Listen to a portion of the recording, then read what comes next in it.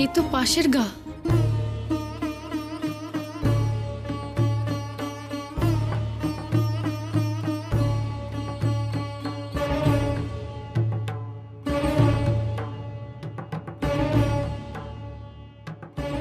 ওই লোকগুলো গাছের গোড়ায় জড়ো হয়েছে কেন গো?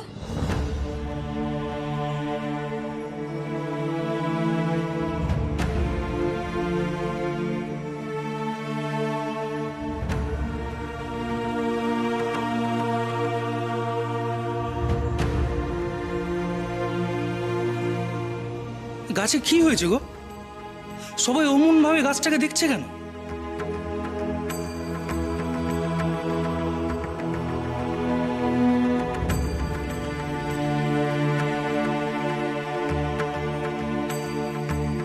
কাউকে একবার জিজ্ঞাসা করে দেখো না।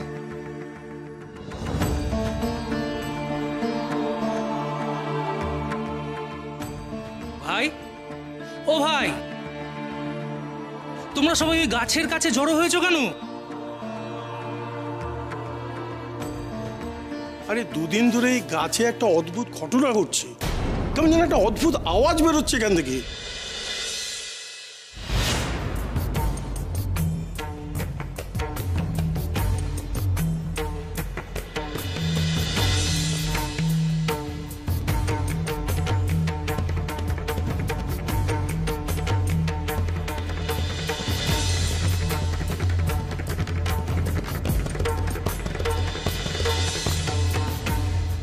সাধুই সবার মাথাটা খেয়েছে বাবা, নাহলে মা কিনা আমাদের কথা না ভেবে চলে গেল। চলে যাক, যাক চলে। সাধু ওদের কোথায় ঠাঁই দেবে? এত জনের অন্যতর আকাশ থেকে পড়বে না। স্বামী ছেড়ে সংসার ছেড়ে যারা গেছে তাদের ভক্তি সব উবে যাবে দুদিনের মধ্যে। দেখবে সব উবে যাবে। আমার তো মনে হয় দুদিনও লাগবে না। গ্রামের সীমানা পেরোনোর আগেই তারা মত বদলে সব ফিরে এলো বলে। মা আর বৌদিকে আরেকটু বোঝালে পারতে বাবা।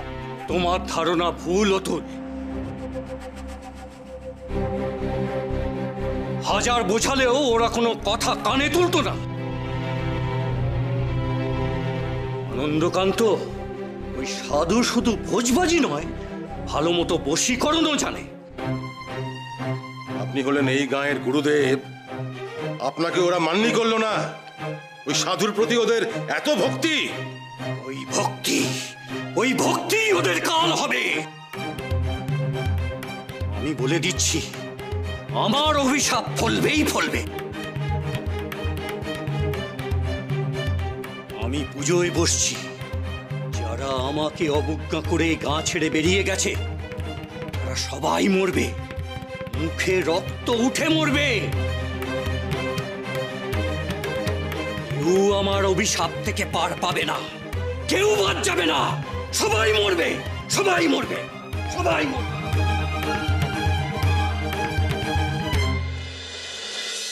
আওয়াজ কেমন আওয়াজ রে?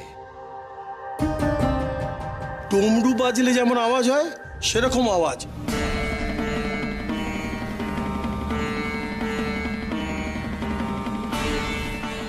গাছের কাছে গেলেই বেশ জোরে শোনা যাচ্ছে।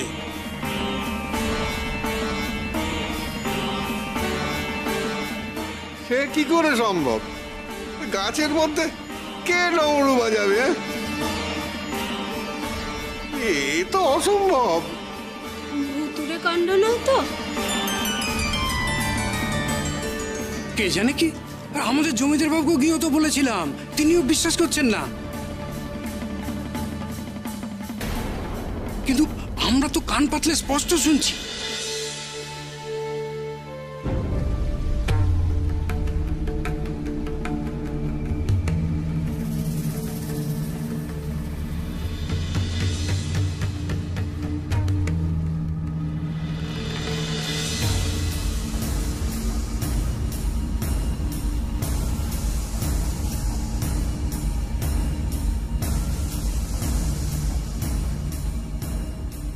আমি ভাবতেও পারিনি, আমি স্বপ্নেও ভাবিনি যে অরুণ এইভাবে গা ছেড়ে চলে যেতে পারে। শুধু বড়বাবু নয়, এই গায়ের বামুন আর বড়লোকের বউরা ওই গা ছেড়েছে। বামুনরা তো খুব ক্ষুব্ধ ওই সাধুর উপর।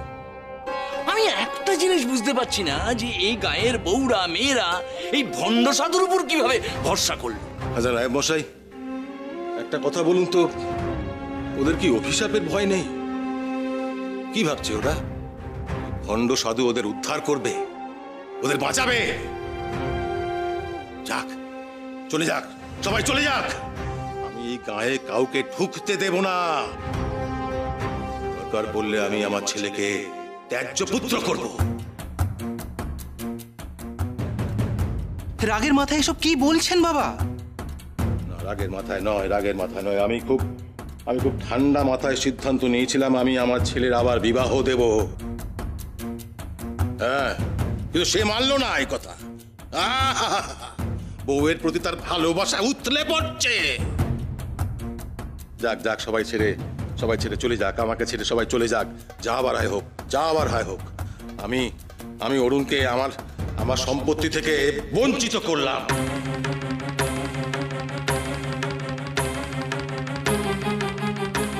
না বাবা, আপনি এসব কিচ্ছু করবেন না। একে একে যদি সবাই বাড়ি ছেড়ে চলে যায় তাহলে এই বাড়ি শূন্য হয়ে যাবে বাবা। একটু বুঝুন আপনি। দাদা এখনো বেশি দূর যেতে পারেনি, আমরা ওকে বুঝিয়ে এ বাড়িতে ফিরিয়ে আনবো। আপনি চলুন আমার সাথে। তুমি বোঝালে ও বুঝবে বলছো? আমি তো বোঝাতে গেলাম, ও তো বুঝলো না। ও বললো যে ও যদি ওর নিজের স্ত্রী আর ভাবি সন্তানের প্রতি দায়িত্ব পালন না করে তাহলে ঈশ্বর ওকে কোনোদিন ক্ষমা করবে না। এই কথা ও বললো। আমার জমিদারিতে এসব চলতে পারে না, না চলতে পারে না এসব। যা আবার হোক, সবাই ছেড়ে চলে যাক, আমাকে চলে যাক। দেখি ওই ভণ্ড সাধু সবাইকে কিভাবে বাঁচায়। সাধুর উপর রাগ করে নিজের সন্তানকে ত্যাগ করবেন না বাবা। দাদাকে আটকানোর শেষ চেষ্টাটুকু করি। আপনি চলুন, আপনি আমার সাথে আসুন।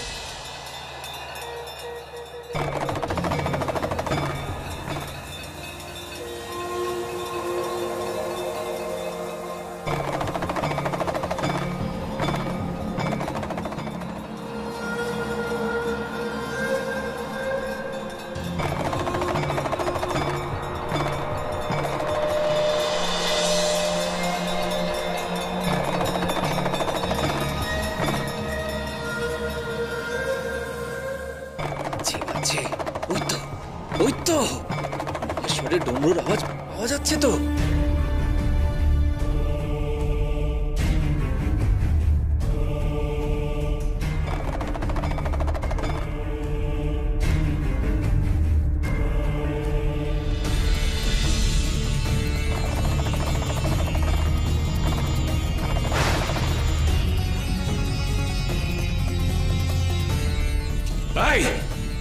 কে রে?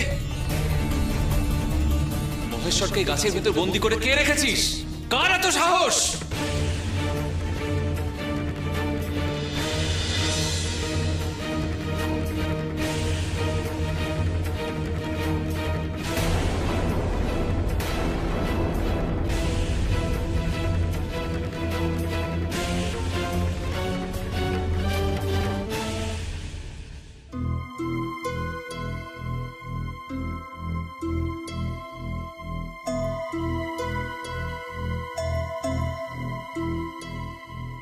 তোমরা এখানে? আমাদের নালিশ আছে কর্তা। আমরা এসেছি আপনার কাছে নালিশ করতে। কি হয়েছে? কি হয়েছে আপনি জানেন না? ওই সাধু বাবা গা ছাড়া হওয়ার সময় আমার স্বামী আর শ্বশুর মশাইকে নিয়ে গেছে। স্বামীর রোজগারে সংসার চলে, এখন কি হবে তাহলে?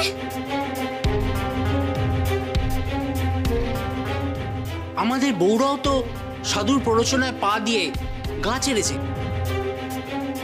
এবার আপনিই বলুন, ঘরের বউ যদি না থাকে সংসারে কাজকর্ম কেমন করে হবে? আমার স্বামী সাধু বাবা দৌড় ধরে গ্রাম ছেড়েছে। আমি কি করে একলা মানুষ ছেলে ফিলে খাই খরচ সামলাও বুঝতে পারছি না জমিদার বাবু। জমিদার বাবু, পুরো গ্রাম অচল হবে। ওই গরিব পাড়া ছেলেরা বউয়েরা সব চলে গেছে। এখন গ্রামে চাষবাস কে করবে? হাট বাজার সব বন্ধ। এবার কি হবে জমিদার বাবু? তা তোমরা এখানে এসেছো কেন? এসব ঝঞ্ঝাট তো সাধুর জন্য হয়েছে। কিন্তু ওই সাধুকে যে জমিদার বাবু এই গায়ে থাকতে দিয়েছিলেন, এখন জমিদার বাবুকেই এর বিহিত করতে হবে।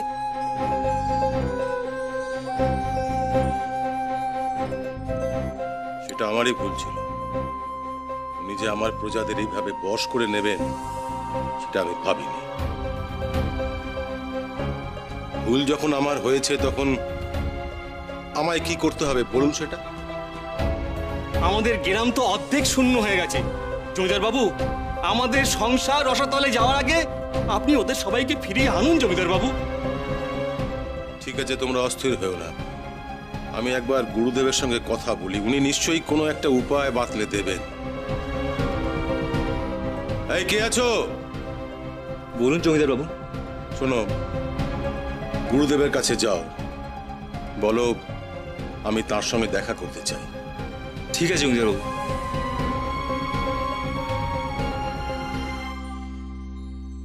বল বল বল, কে তোরা? কে দেবাদিদেব মহাদেবকে গাছের ভেতর বন্দি করে কে রেখেছে?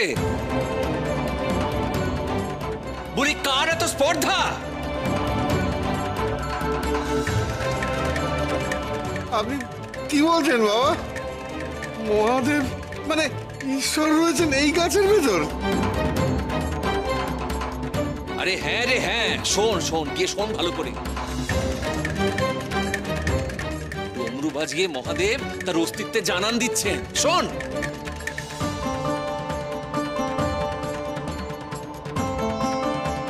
সব কি বলছেন আপনি?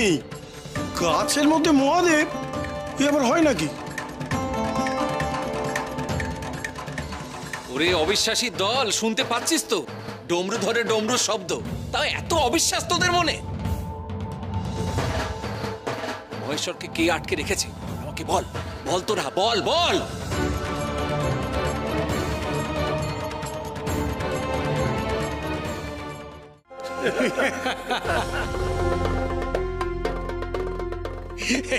এই সাধুর মাথায় গন্ডগোলই আছে বোধহয়। যা বলেছো, গাছের মধ্যে নাকি ঈশ্বর আটকে। এবারটা ঠিক ভণ্ড সাধু। এসব ভুলে না আমাদেরকে ভয় পাইয়ে দিতে চাইছে।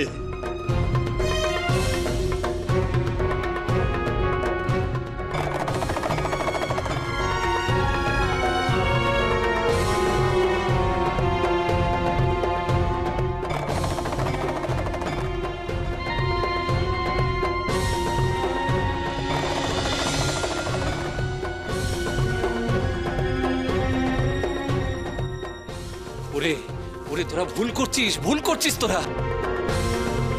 দেবাদিদেবকে এইভাবে গাছের ভেতর আটকে রাখলে অভিশাপ লাগবে তোদের গায়ে।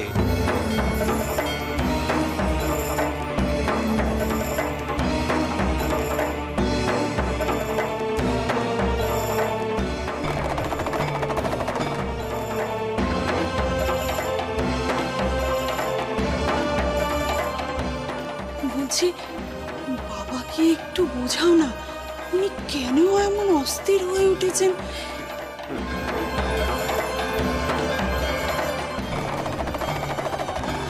বাবা, বাবা আপনি ঠিক জানেন যে এই গাছে মহাদেব রয়েছেন? রয়েছেন রে, রয়েছেন তো, সত্যি রয়েছেন। ডমরু বাজিয়ে নিজের অস্তিত্বে জানান দিচ্ছেন তো। পাপ, ঘোর পাপ রে, এইভাবে ঈশ্বরকে গাছের মধ্যে আটকে রাখা ঘোর পাপ।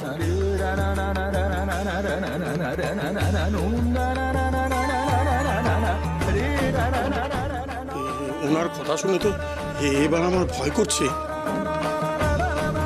তারপরে ওনার সাথে আরো অনেক লোক জুটে গেছে। চাই আমি একবার জমিদার বাবুকে ডেকে আনি। ডাকলে কি আসবেন উনি? এসব তো ওনাকে বলা হয়েছিল, কিন্তু উনি তো বিশ্বাস করেননি। তাও একবার বুঝিয়ে বলি, উনি এলে তো একটা বিহিত তো হবে। যাই।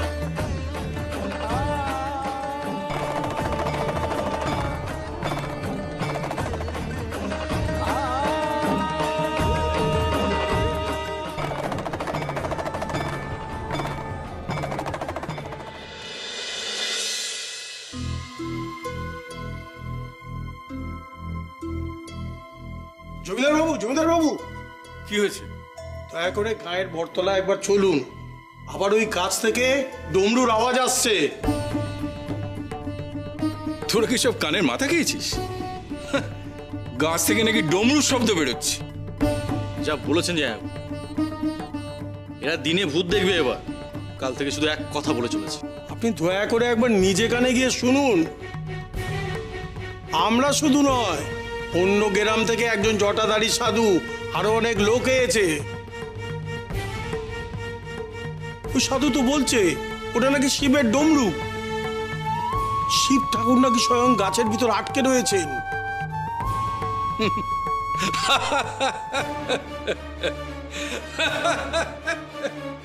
যত সব বুঝরু কি সাধু বললো আর তোরা বিশ্বাস করে নিলি? ডমরুর শব্দ না ছাই। এতগুলো লোক ভুল শুনলো, অন্য গায়ের লোকও ছিল, তারাও তো শুনেছে। আর সাধু যা বললো, হ্যাঁ, আমাদের তো খুব ভয় ভয় করছে। আপনি হলেন গিয়ে গ্রামের মাতা, আপনি গিয়ে যদি না দাঁড়ান সবার ভয় কাটবে না। যদি সত্যি কোনো দৈব ইঙ্গিত হয়। কেন আমার মাথা খারাপ করছিস বলতো? জমিদারি কাজ দেখবো নাকি এসব বুজুর্গি দেখতে ছুটবো? তোরা সব ভুল শুনছিস, বুঝলি? ভুল না ঠিক একবার নিজে গিয়ে যাচাই করুন না জমিদার বাবু। যদি কিছু শুনতে না পান তাহলে না আমাদের শাস্তি দেবেন। বেশ, আমার সময় নষ্ট করে তোদের ডাকে যাচ্ছি, কিন্তু সম্পূর্ণ বাজে কথা যদি হয় তাহলে কিন্তু হুজুরের শাস্তি মাথা পেতে নেব। ভুজঙ্গ, পালকি বার করতে বল। গিয়ে শুনি ডমরুর শব্দ না অন্য কিছু। সাধুর বুজরুকি আমি বার করছি। ওই তো ওই তো ওই তো শুনতে পাচ্ছি রে, ডমরুর শব্দ শুনতে পাচ্ছি। ঈশ্বর আমার এই গাছের ভিতর আটকে আছে।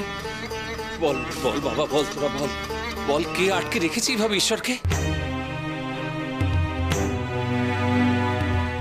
এইভাবে ঈশ্বরকে আটকে রাখলে সর্বনাশ হবে রে, ঘোর পাপ হবে তোদের।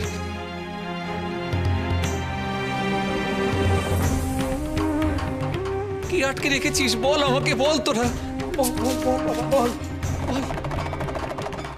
বাবার কথা কি সত্যি? এ গাছে কি সত্যি শিব আছে?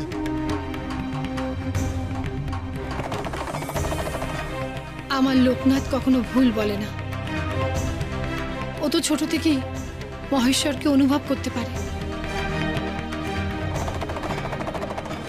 আমারও মনে হয় লোকনাথ বাবা কিছু বুঝেছে, নাহলে কেনই বা এমন বলবেন?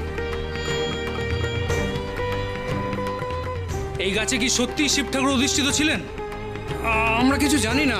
আমরা তো দুদিন ধরে এই আওয়াজ শুনে তারপর এখানে জড়ো হয়েছি। এই স্থানে কি শিব পুজো হতো কখনো? জানি না মা জননী।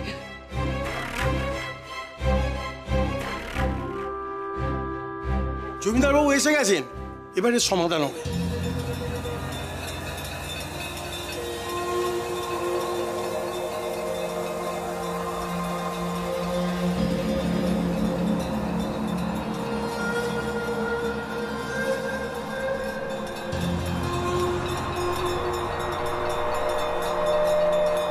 জয় জমিদার বাবু, জয় জয় জমিদার বাবু, জয় জয় জমিদার বাবু, জয় জয় জমিদার বাবু, জয়।